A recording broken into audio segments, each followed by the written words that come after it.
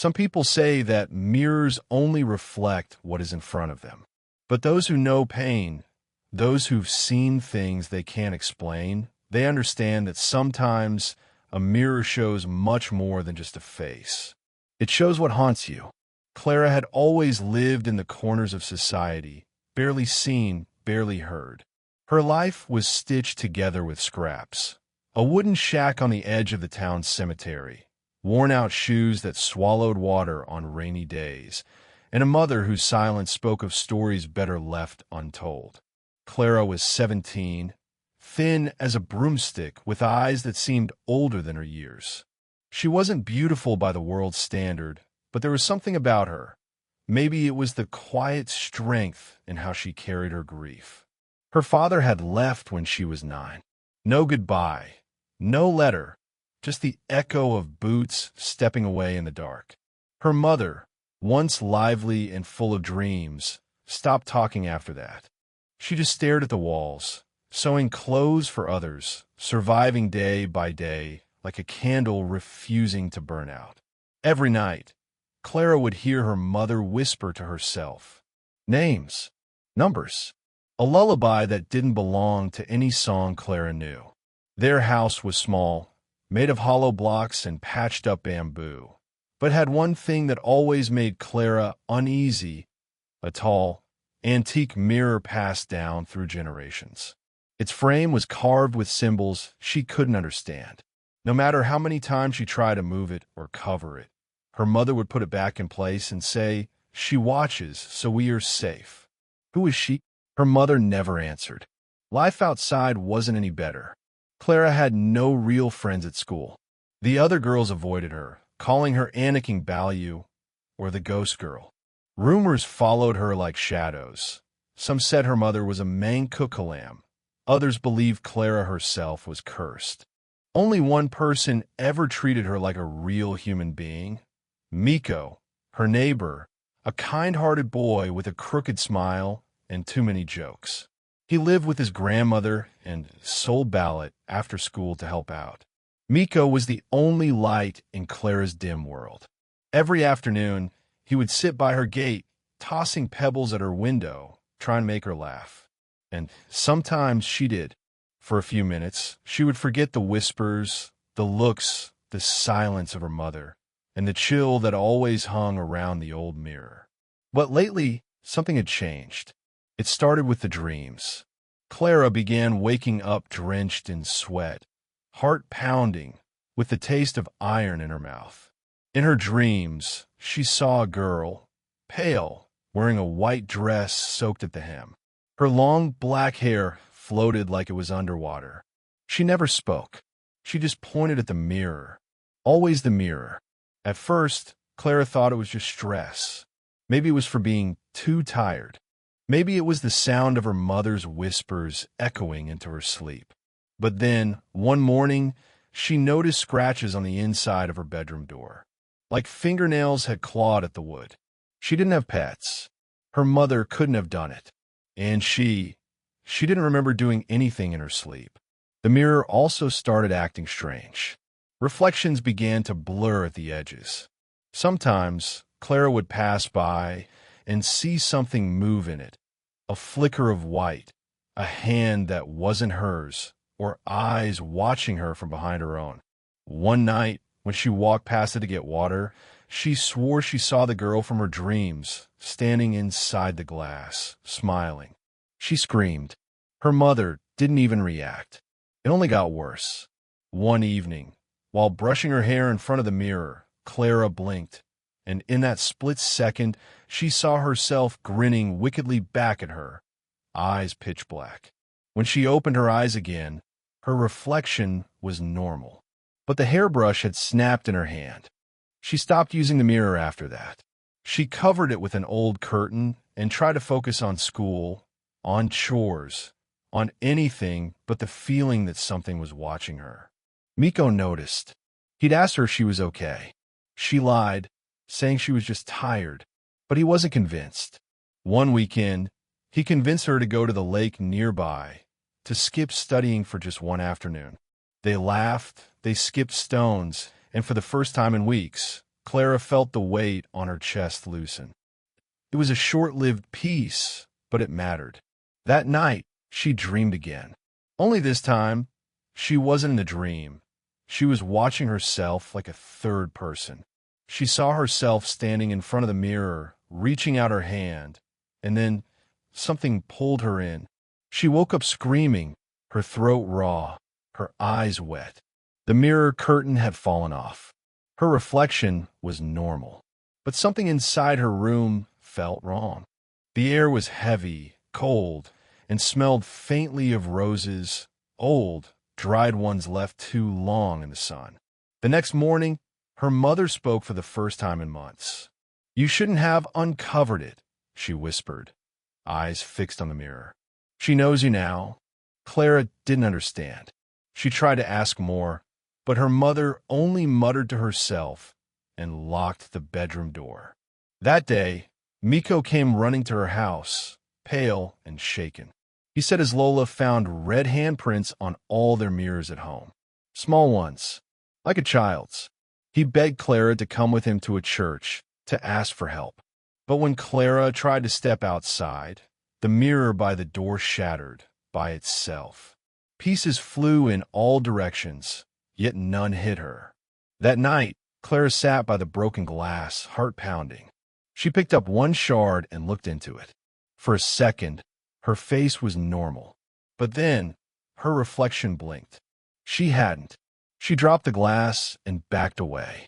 And that's when she heard it. A faint knock, but not on the door. From inside the mirror. Kook, kook, kook. 3 slow knocks. Then a whisper, faint but clear, "Let me in." And the mirror, though broken, began to pulse softly as if it still lived. The night felt longer than usual. Clara couldn't sleep. The knock from a mirror echoed in her mind, soft, slow, and filled with something ancient, something hungry. She wrapped herself in her blanket, eyes fixed on the corner where the shattered mirror used to stand. But even broken, it felt alive. It pulsed like a weak heartbeat beneath the wood. The next morning, her mother was already gone. She had left early, leaving behind only a note. "Don't go near the old well. Don't trust what you see." Clara stared at it, confused. What well? Why now? She felt a sudden need to ask questions she'd buried for years. About the mirror, about the girl in her dreams, about their family. Later that afternoon, she forced herself to visit the storage shed behind their house, a place her mother had always forbidden. It smelled of earth and old secrets. Inside, she found boxes of yellowed letters, faded photos, and something stranger, an old wooden chest sealed with rope and dried herbs. The scent was strong, pungent, but oddly comforting. She untied it slowly. Inside was an old book, handwritten in Tagalog, and some words she didn't recognize. Alongside it was a small pendant, a mutia, encased in bronze, shaped like a teardrop with something swirling faintly inside it, like trapped smoke. Clara picked it up. The moment her fingers touched it, the air shifted. Time slowed. The world dimmed. And then she heard it. A voice. Low, whispery, like wind rustling through leaves. "At last, you hold the bloodstone." She spun around, but no one was there. That night, the whispers grew louder. Not just from the mirror, but from the shadows, the trees, even the walls of their home. And when she looked again at the pendant, it glowed faintly, almost like it was responding to something only it could sense. She needed answers. She went to the only person she could think of. Miko's Lola Inyang had long been known as a hylet and part-time albularia. People in their town both feared and respected her. She lived in a bamboo house beside the fields, with dried herbs hanging from every window and bottles filled with oils, bones, and mysterious powders lining her shelves. When Clara arrived, the old woman was already waiting at the gate, as if she had known she was coming. "You've seen her, haven't you?" Lola Inyang asked, not even waiting for a greeting. Clara hesitated, then nodded. Lola Inyang took her hand gently and led her inside. Over bitter tea and burning incense, the old woman listened to Clara's story about the mirror, the dreams, the broken reflection, and the pendant. She said nothing at first, only stared into the fire pit at the center of the room. Then, with a sigh, she began to speak. "There's a curse in your bloodline," she said, "one that began long before you were born. Your Lola, your mother's mother, was once a Bante Salake, a guardian of mirrors and passageways between this world and the dim land, the realm of spirits. But she broke the rules. She fell in love with something she should have sealed away." Clara's chest tightened. "A spirit?" she asked. Lola Inyang shook her head slowly. "No, something worse. An aswang, but not the kind that flies in the night. This one was a Silami Nan, a mirror dweller. It can only exist in reflections, feeding on emotions, memories, souls. Your Lola opened a gate once, just a crack, and it was enough. It entered our world, attached to your family's mirror, hidden from ordinary eyes. Your family has passed that mirror down ever since, thinking it was protection. But the spirit inside it was never tamed." Clara felt cold. "She waits in the mirror," she whispered to herself. "Yes," said the old woman. "She waits for a vessel. She needs someone with pain, someone cracked enough to let her in. That's why she's drawn to you." Claire wanted to scream, or cry, or run. Instead, she asked, "Can I fight her?" Lola Inyang's eyes turned sharp. "Yes, but not alone. You must awaken your blood. The mutia you carry is a key. It was your Lola's, carved from the tears of the first Bante Salake. It can protect you or destroy you, depending on your heart." The old woman handed Clara a small pouch filled with ashes, salt, and crushed petals. "Sprinkle this around your mirror. It will slow her down. But be warned, she's getting stronger. The cracks in your mirror mean she's found her way into your world." Clara took the pouch, her hands trembling. "You must begin your training," the albularia continued. "The pendant will guide you when you sleep. But first you must see the well, the one your mother told you to avoid." Clara's breath caught. "What's in the well?" "Your Lola's spirit," said Lola Inyang softly. "That's where they buried her. She was never truly dead, just sealed. You must go before the aswang reaches her." The walk home felt longer that night. Even the air seemed heavier, filled with whispers and eyes she couldn't see. When she arrived, her mother was waiting, standing silently in the kitchen, holding a candle. "I told you not to go to the shed," her mother said, voice hollow. "I had to," Clara replied, clutching the mutia tightly. "You've made it worse." Her mother didn't speak again. She just walked to her room and shut the door. Clara sprinkled the salt and ash around the mirror. For a moment, it seemed to work. The glass went dull, and the air felt still. That night, she dreamed again. But it was different this time. She saw herself walking through a forest of mirrors, each reflecting a different version of her. One crying, one screaming, one with black eyes. At the end of the forest stood a woman, tall, hair flowing like ink, her dress soaked in shadow. She held out her hand, and when Clara reached for it, the mutia around her neck flared to life. A burst of light shot out, and the woman screamed, retreating into the trees. Then Clara saw her Lola, smiling sadly from a distance, chained beside a dark well. "Find me," the old woman whispered. "Before she does." Clara woke up gasping. The mirror was glowing, and the cracks on the floor beneath it were spreading. The glow from the mirror was soft, but it reached deep into the corners of the room like it was searching for something or someone. Clara didn't move. She lay frozen in bed, watching as the cracks on the floor beneath the mirror crawled outward like veins of rot. The mutia around her neck pulsed faintly, as if trying to warn her, but of what, she didn't know. For hours, she didn't sleep. In the morning, the glow was gone.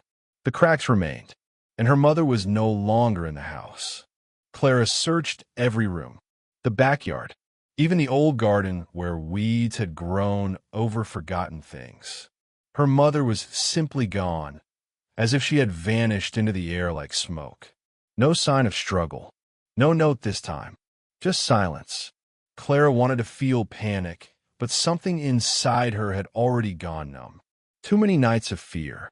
Too many secrets. Too much pretending that things would go back to normal. But she knew now there was no normal left to go back to. Later that day, she returned to Lola Inyang. This time, the old woman looked more worried than before. "She's close," she muttered, pouring bitter tea into a wooden cup. "The mirror witch. She can smell fear, grief, regret. All of it feeds her." "I think my mother left," Clara whispered. Lola Inyang didn't look surprised. "She's been running from this her whole life. Your Lola tried to keep the curse sealed, but your mother, she broke the pact." "What pact?" Clara asked, her voice cracking. The albularia looked into the fire again, like she was trying to find words hiding in the flames. "When your Lola gave birth to your mother, she swore to bind the spirit forever, through blood, through silence. But your mother, she wanted freedom. She wanted to forget.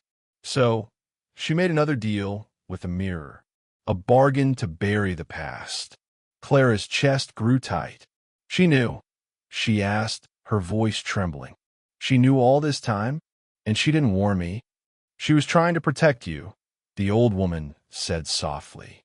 "But protection bought with lies is still betrayal." Clara stared at the floor. She didn't cry. She wanted to. But anger began to rise inside her, sharp and cold. She left Lola Inyang's house without another word. That night, alone in her room, she sat in front of the mirror. It was silent now. Still, she stared at her reflection.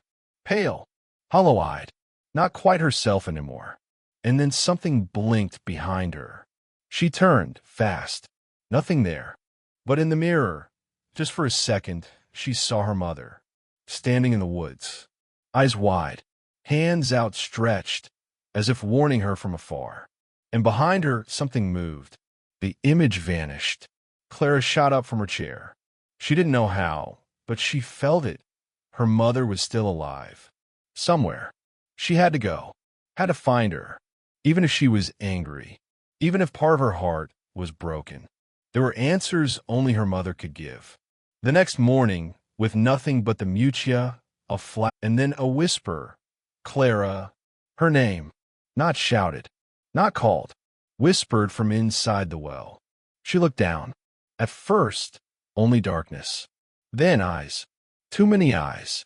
Glowing faintly. Watching. She stumbled back, heart slamming against her chest. From behind the trees, someone or something moved. She turned sharply, gripping the wrap blade. And then a figure stepped out. Not her mother. Not Miko. It was a girl. Same age. Wearing a school uniform that shimmered oddly, like it didn't belong in this world. Her face looked almost human, but her skin was pale green, her eyes milky white. Her movements were smooth, but not natural. "Who are you?" Clara demanded. The girl tilted her head. "You don't remember me?" The voice was hollow, echoing slightly. Clara took a step back. "I used to sit beside you in class," the girl whispered. "But no one noticed me. Just like no one notices you." Clara froze. This was Liza, a girl who went missing months ago. Everyone said she ran away. But this wasn't Liza anymore. "What happened to you?" Clara asked. The girl smiled, but it was all wrong. "She saw me," she whispered, eyes glowing. "She gave me what I wanted. But now she wants you." Clara stepped back again, heart pounding. "Tell her I'm not afraid," Clara said, though her hand shook. "You lie," the girl said, voice distorting. "She knows you. She's inside you." Then Liza's face cracked, a jagged split down the middle, revealing something dark and writhing underneath. The thing inside screamed, not with a voice, but with a sound that scraped against Clara's bones. She ran. Branches whipped her face. Roots tried to trip her, but she didn't stop until the trees thinned and she saw the first sign of a road. Only then did she collapse, gasping. Miko was waiting outside her house. He'd been looking for her since morning. He didn't ask questions. He just helped her inside, handed her water, and waited for her to speak. When she did, her voice was hollow. "I saw her. The one who took Liza. She's not human anymore. You think it'll happen to you too?" Miko asked softly. "I don't know," Clara whispered. "But I feel her like she's inside my thoughts. Inside my blood." Then she told him everything. About the mirror, the well, the Mutia, her mother's betrayal. Liza. Miko listened in silence. Then he reached into his pocket and handed her something. It was a kabibi. Smooth, shiny. It glowed faintly like the Mutia. "My Lola gave this to me before she died," Miko said. "She told me I needed to help someone I care about. I thought she meant my Lolo, but maybe she meant you." Clara took it carefully. When her skin touched the shell, the Mutia at her neck pulsed again. Only this time, not in warning. In recognition. The two objects hummed together, like puzzle pieces drawn by fate. "She said these things have memory," Miko added. "Maybe they'll show us what to do." That night, Clara sat cross-legged on the floor, holding the Mutia in one hand and the kabibi in the other. And as sleep crept in, the world blurred. She didn't dream. She remembered. A memory not hers. A forest burning. A woman, her Lola, facing a dark figure in the mirror. A chant. A sacrifice. And then, Clara's mother, still young, crying as she dragged the mirror into a pit and whispered, "I promise. She'll never find her." The vision shattered. Clara woke up, heart racing. She looked at Miko, asleep beside the door. Then she looked at the mirror. And this time, her reflection was smiling at her. But she wasn't smiling. Clara stared at the mirror, her body frozen in fear, but her heart burning with something else. Anger. The reflection wasn't hers anymore. It was hers. That woman in the glass. That thing with her face, smiling like it already owned her soul. She couldn't sleep that night. Not after what she saw. The Mutia and kabibi lay warm in her palms, like they were trying to steady her. Miko sat quietly by the window, holding a candle, watching the shadows stretch and move unnaturally along the walls. "She's getting stronger," he whispered. Clara nodded slowly. "She knows I remember now." Outside, the wind howled. But it wasn't just wind. They both heard it this time, a voice dragging across the breeze. Whispers with no mouth. Words that scratched the skin. "Come to me, Anik." Clara shut the window fast, heart pounding. "I think she's ready," she said, voice shaking. "Ready to take me. Or something worse." Miko walked closer, placing a hand on her shoulder. "Then we have to be ready too." But Clara didn't answer, because even though she felt the weight of the Mutia around her neck, even with Miko beside her, something inside her kept asking, what if this fight was never meant to be won? The next morning, the village felt different. Strange. People walked quietly. Shops remained half closed. Children didn't laugh in the streets. There was a heaviness in the air, as if the whole place was holding a secret it didn't want to speak. Clara and Miko passed the old Sari Sari store where Taya Luz used to sell candies. It was boarded up. Red thread was tied around the doorknob, a sign that something evil had passed by. "She's not just after you anymore," Miko said. "She's spreading." Clara's stomach turned. "This is because of me." But before she could sink into guilt, a crow landed on the power line above them. It didn't caw, just stared. Its eyes were solid white. Clara grabbed Miko's arm. "Let's go to Lola Enyang." The albulario greeted them with a blade in one hand, and ash smeared across her forehead. "She's preparing for war," Lola said without waiting for them to speak. "The mirror which the woman trapped in the glass. You've awakened her." and now she's breaking her cage. But why now? Clara asked. Why me? You are the last of your bloodline, the old woman said. The last key. She can't be free without you. Clara stepped back. I didn't ask for this.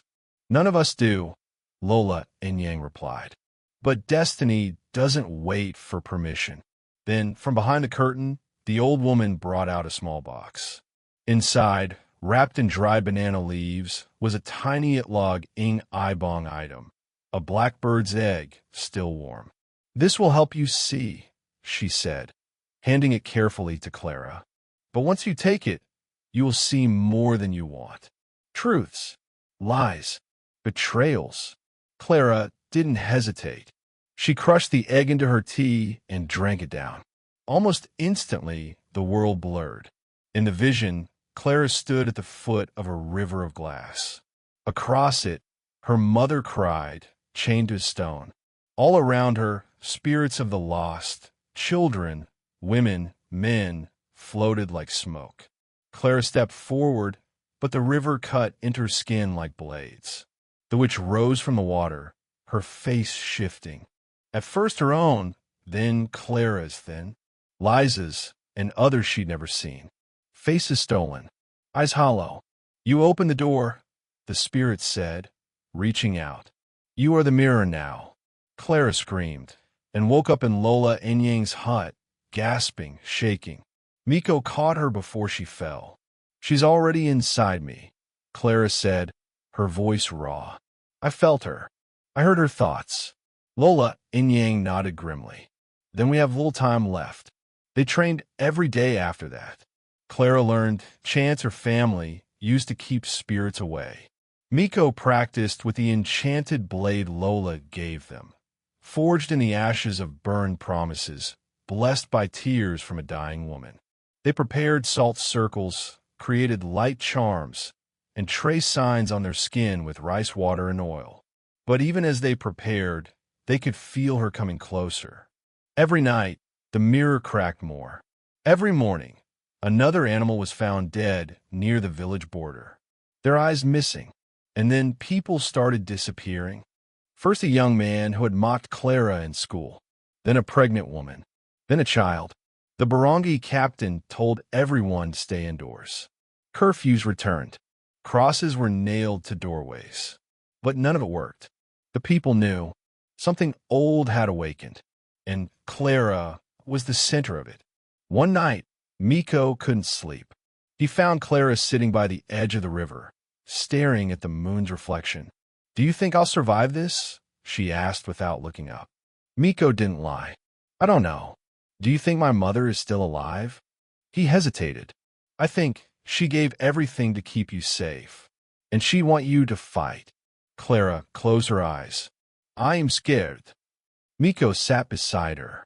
I am too, but fear means you still have something to lose, and that means you're still alive. They didn't say anything after that. They just watched the water shimmer, the moon flickering like a cracked mirror. The next day, Clara went to the cemetery alone. She stood before her Lola's grave. I'm sorry, she whispered. I didn't believe before. I didn't want any of this. But now, I'll finish what you started. The wind shifted. Something soft brushed against her hand. A flower bloomed on the grave, white, glowing slightly. She took it. The petals turned to salt in her palm. Back home, Miko waited for her with urgency in his eyes. There's smoke near the forest, he said. People say they saw shadows dancing in the trees. Clara tightened the mutia around her neck. She's getting ready. They both stood in silence for a moment, listening. And then they heard it. The mirror in Clara's room shattered on its own. Not from force, from within. Shards flew everywhere, and in the broken glass, pieces of her reflection still moved on their own, smiling, waiting. Clara knew the battle was coming, and this time there would be no running. Only one question remained. Would she be strong enough to face what lived inside her blood and herself? After the mirror shattered, Clara couldn't breathe properly for hours. Every corner of her room was filled with slivers of broken glass. and yet, her reflection still flickered on some of them. Not once, not accidentally. It was intentional, as if the mirror witch had broken the prison herself, piece by piece, to scatter her soul across the world. Miko tried to sweep the glass, but even he trembled. "She's not trapped anymore," he said in a low voice. "She's everywhere now." Clara stared at her own eyes in one jagged shard. No, not her eyes anymore. That night, they slept in Lola Enyang's hut.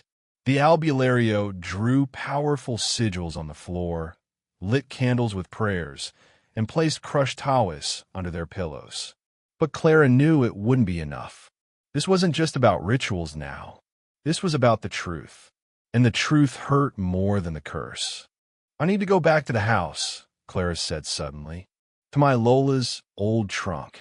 There's something hidden there. I remember now, when I was small, I saw her bury a book. She said it was dangerous, but I think that's what she used to trap the mirror witch the first time." Miko hesitated. "Then we go together." But Lola Enyang shook her head. "No, you must go alone. The spirits follow you, Clara. Not him. If Miko steps where he's not meant to, they'll see it as a threat. You must face this alone." Clara nodded, though her chest felt heavier than ever. The house was silent when she entered, but the silence was too perfect, like something waiting, holding its breath. Clara made her way to the old trunk under the floorboards of her grandmother's room. She pried it open slowly.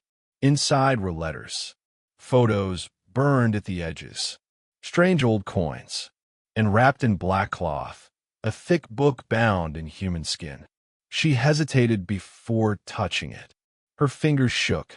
When she opened the cover, the scent of dried blood filled the air. Inside, pages written in ancient Bebaean told stories of their bloodline, of women cursed to carry the gate between this world and the next, of mirrors used as traps, of betrayal. And then, Clara saw a name she hadn't seen in years. Liza, her own mother. The entry was short, harsh, full of warning. Liza was warned never to love outside the line. But she did. She bore a child. That child is the key. The mirror witch waits for her. The curse returns if the blood is broken. Clara felt like ice spread through her bones. Her mother had broken the bloodline. She had loved someone not of their kind. And now, Clara was the punishment. Back at the hut, Miko was arguing with Lola Enyang. "She's out there alone," he said angrily. "She shouldn't be." But Lola stayed calm. "This is her path. You cannot walk it for her." Then suddenly, a gust of wind blew open the door. In the dark, a figure stood. It wasn't Clara. It was Liza. Miko froze. But Lola narrowed her eyes. "You're not her," she said. "You're using her face." The figure smiled. It was the same smile from the mirror. Then it spoke, in a voice that echoed like whispers down a well. "She is nearly ready. When the last memory breaks, she will belong to me." And just like that, the figure vanished into smoke. Clara ran from the house, the book clutched tight against her chest. But the shadows followed her. Not just followed, called to her. "Daughter of the broken blood, give in." She stumbled, almost falling, when she saw a lantern in the trees ahead. Miko. He had disobeyed. He ran to her, grabbing her hand. "We have to go. Now." They ran through the woods, breath heavy, until they reached the safe ground, the blessed circle Lola Enyang had marked earlier. Only then did Clara break down. "I know now," she whispered. "I'm not just her descendant. I'm her replacement." Miko looked confused. "What are you talking about?" "She was one of us once," Clara said, showing him the book. "Before she became the Mirror Witch. She was family, banished, trapped, betrayed, and now she wants me to become her." Miko stepped back slightly. Clara caught the movement. "You're afraid of me," she said quietly. "No, just, I don't know how to help you anymore."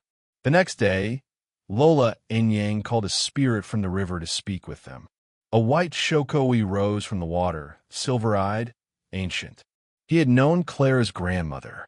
He had fought beside her. The witch cannot be killed, he said. She can only be replaced. Clara shook her head. No, I don't want to be her. Then she will take another, the shokoi said simply. Your friend, your village, a child. It is your blood that binds her. Clara turned away, teeth clenched. She hated this, all of it. But the nightmare didn't wait. That night, the villagers gathered at the chapel for safety. Clara, Miko, and Lola Inyang stayed outside, preparing sigils and wards. Suddenly, screams echoed. They ran to the edge of the crowd. A woman stood in the middle of the street. She was covered in mirrors, shards glued to her skin. She laughed, spinning in circles. Then she screamed, her voice turning into the mirror witch's voice. The door is open now. Then, with a final twirl, her body shattered into glass, gone. The villagers fled. Even Faith couldn't protect them anymore. Back in the hut, Clara confronted Lola. Why didn't you tell me she was family? Lola's lips tightened. Because I thought I could protect you. No, Clara said. You were trying to use me, just like they used my mother. Lola's face changed. You don't understand. Your mother let her out. Clara's heart dropped. She did what? She was the one who broke the seal. She thought love could save her. She was wrong. Clara stepped back. Everything was breaking inside her. Later, while everyone else slept, Clara stood alone by the river. The Muchia glowed. A voice called again. This time, not in anger, but sadness. Come, daughter. Let me show you. She looked at her reflection in the water. But it wasn't her face that stared back. It was the witch as a young woman. Scared. Alone. Betrayed. Tears in her eyes. The mirror witch wasn't born evil. She was made. And now, Clara finally understood. This wasn't a war of good and evil. This was a chain of pain passed through bloodlines. And unless she broke it, she would be next. The river stayed silent after the witch's face faded from the water. But Clara stood still, the Muchia pressed tightly in her palm, glowing with a strange, steady light. The image of the young, crying woman, the mirror witch before she turned into a curse, stayed in her mind. That wasn't a monster. That was someone who had been broken. Clara remembered the warnings, the rituals, the fear that ran through her family line for generations. But no one ever asked why the mirror witch wanted to return. They only wanted to lock her away again. Now Clara saw it clearly. This wasn't just a haunting. It was a return, a reckoning. The village was in chaos the next morning. People fled their homes, carrying children and food. The mayor declared the chapel unsafe after mirrors inside began showing wrong reflections. Smiling faces that didn't belong. Shadows moving when no one else was inside. Miko ran to Clara, his face pale. She's everywhere now, even during daylight. Lola Inyang stood behind them, holding her staff tightly. It's time, she said softly. The door is open. She will walk free unless you close it yourself. But how? Clara asked. You already know, the albulario replied. The Muchia has awakened for you. It listens only to blood, to intention, but it must be given willingly, in love or in sacrifice. Clara's voice dropped. You want me to give myself to her? Lola nodded. Or find another way. But no more running. That night, the moon was full, casting silver light over the rice fields. The villagers stayed locked indoors, whispering prayers. Clara stood at the center of the old ancestral house, where everything began. Miko was at the edge of the yard, not speaking, only watching. He didn't agree with her plan, but he didn't stop her either. Clara lit the last candle, then held the Muchia over her heart. I'm here, she whispered into the still air. A low sound rose, like a breath being drawn in. And then the mirrors in the house began to glow. One by one, they lit up, not with light, but with movement. Inside them, hundreds of reflections twisted and moved on their own. Some laughed, some cried, some screamed silently. Then one mirror cracked. The biggest one, the one that had stood in the hallway for over 100 years. The glass splintered, and through it stepped the woman Clara had seen in the river. She looked nothing like the monster they had described. She wore a dark, tattered dress, hair falling loose over her shoulders. Her face was pale, eyes sunken, but still there was something human in her gaze. "You called me," the mirror witch said in a voice layered with echoes. Clara swallowed. Her heart thudded painfully in her chest. "I want to understand," Clara said. "Before this ends, I want the truth." The witch tilted her head. "They never told you," she whispered. "Of course they didn't. Your blood is mine, Clara. But your ancestors made me the villain. They said you were dangerous." "I was," she answered, "but only after they left me in the mirror for 200 years. Clara took a slow step forward. "What did you do? Why did they trap you?" The mirror witch smiled bitterly. "I loved someone I wasn't supposed to. A man from the other world. He gave me a gift, a mutia. The same one you hold now. They feared its power. They feared me. So they used me. Then they cursed me. And my mother?" Clara asked. "Did she know? She tried to free me. She failed. That's why you were born. To carry the key. To finish what she started." Clara felt tears gather at the edge of her eyes. Her mother hadn't abandoned her. She had tried to stop the curse and paid with her life. The witch stepped closer now. "You don't have to fight me," she said gently. "You and we're the same. I can give you peace. I can take away the pain. All you need to do is let go." Clara closed her eyes. Her body trembled. All her life, she felt unwanted, alone, broken. Maybe this was easier. To fall into the mirror. To disappear. But then she heard Miko's voice from outside. "Clara, no." She turned. He had stepped into the circle. He wasn't supposed to, but he did it anyway. The witch hissed. "You brought him here," she snapped. Clara looked at Miko, her voice shaking. "I have to end this. If I don't, she'll keep coming back." "You don't have to do it alone," he said. The mirror witch growled, her form beginning to blur and stretch. "You would choose him?" she cried. "Like your mother chose that outsider? You'd throw away our power for love." Clara took a deep breath. "No," she said. "I choose myself." Then she raised the mutia, and for the first time, it pulsed with golden light. The witch screamed. The entire room exploded in a burst of wind and light. Every mirror shattered. The floor cracked. The mutia began to float, drawing energy from the broken glass. Clara's feet lifted off the ground. Inside her, she felt every scream, every betrayal, every wound passed through generations. But she didn't collapse. She held it. She owned it. Then, in a single moment of clarity, Clara whispered an ancient word written in the book. The mirrors froze. The witch let out one final scream. And then, silence. When Clara opened her eyes, she was lying on the floor. The mutia was cold in her hand. The mirrors were gone. Every one of them gone. Miko knelt beside her. "Are you okay?" She nodded weakly. Lola Inyang entered slowly, her face unreadable. "It's done," Clara said. "No, Lola replied. It's changed, but not done." "What do you mean?" Lola pointed to the mutia.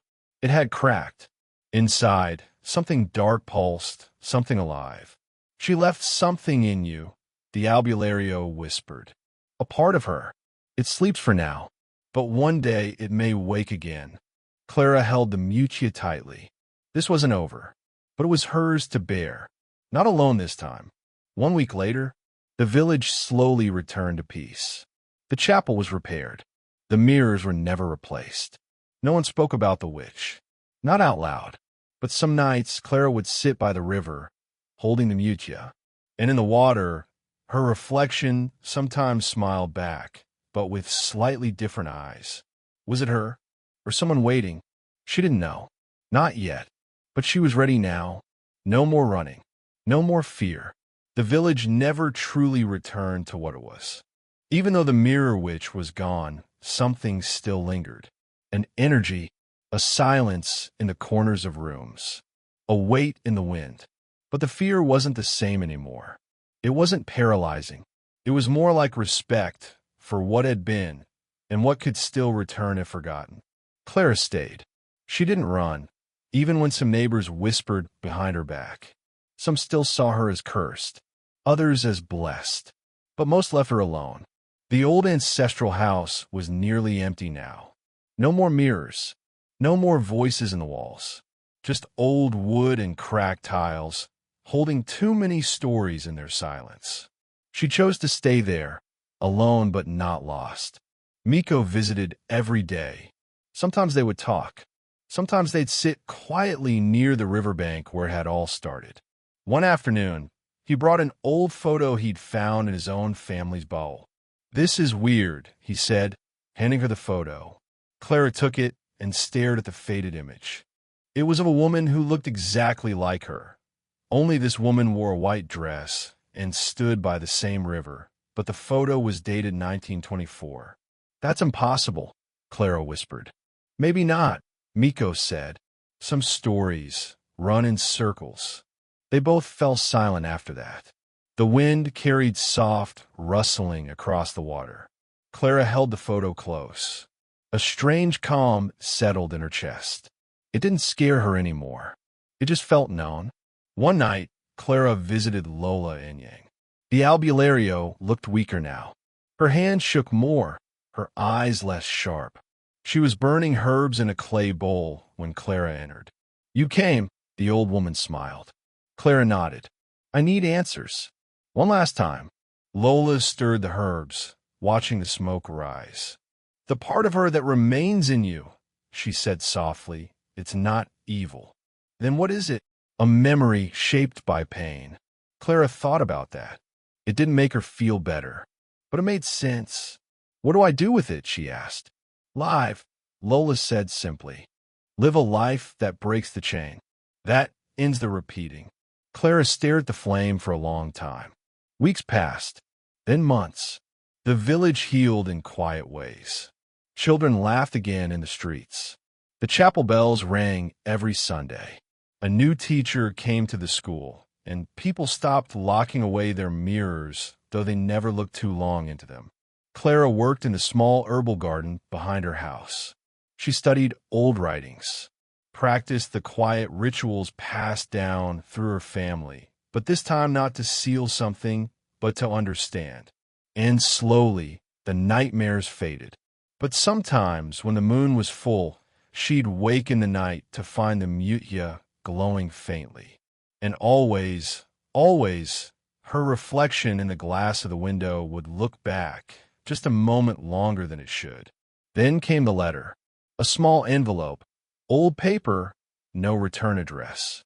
Inside was a single torn page, a hand-drawn map, the edge marked with a symbol Clara recognized, the same sigil that had burned onto her wrist during the ritual weeks ago.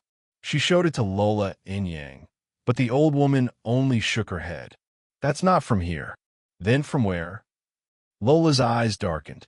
The mirror world, the in-between. Clara felt her heart clench. "Another door?" "Something is still open," she said. The albulario nodded. "You closed her gate, but others have opened elsewhere, some even older than hers. And now, they know your name." It wasn't what Clara expected. A clean ending. A life returned to normal. But maybe this was the truth of her story. Not about endings, but watching. About guarding what others can't see. One night, Miko asked her if she regretted it. "If you could go back, never pick up the mutya, never open that door, would you?" Clara looked at him, eyes tired but steady. "No," she said, "because I would still feel broken. I would still wonder why my mother left. I would still be running from a mirror that already knew me." Miko placed his hand over hers. "I'm glad you didn't run." The final test came on a stormy night. Thunder cracked like breaking bones. Rain lashed the windows, and Clara felt it. Something moving through the house. Not the mirror witch. Something else. The air grew thick. The shadows pulled in different directions. And in the corner of her room, a new crack appeared in the wall. Thin, subtle, but not random. A line like a vein of glass. She approached it slowly. The mutia pulsed faintly in her hand. Clara placed her palm on the wall. It was cold, and behind it, she heard something breathing. Not evil, not yet, but ancient, waiting. She stepped back, not in fear but understanding. Some battles are loud. Some end in fire and screams. Others are quiet. They last a lifetime. In the years that followed, Clara became known as the Mirror Keeper. Children grew up hearing the tale of the girl who walked into the storm and came back changed. Some feared her. Some respected her. Others simply left her offerings at the edge of the river. She never used the mutia again, but she never let go of it either. It remained with her, bound by blood and choice. One morning, as dawn rose over the trees, Clara stood on the hill above the village. The sky was soft with orange. She looked into a small shard of mirror she carried, cracked but clean. Her reflection stared back. No tricks, no ghosts, just her. But for the first time, she didn't look away. "I'm still here," she whispered, and in the silence that followed, she felt something settle in her chest. Not peace, but purpose. The mirror waited no more, because she had become the watcher now. And as long as she lived, no darkness would pass unnoticed. Not in silence, not in fear, but with eyes open and a heart unbroken.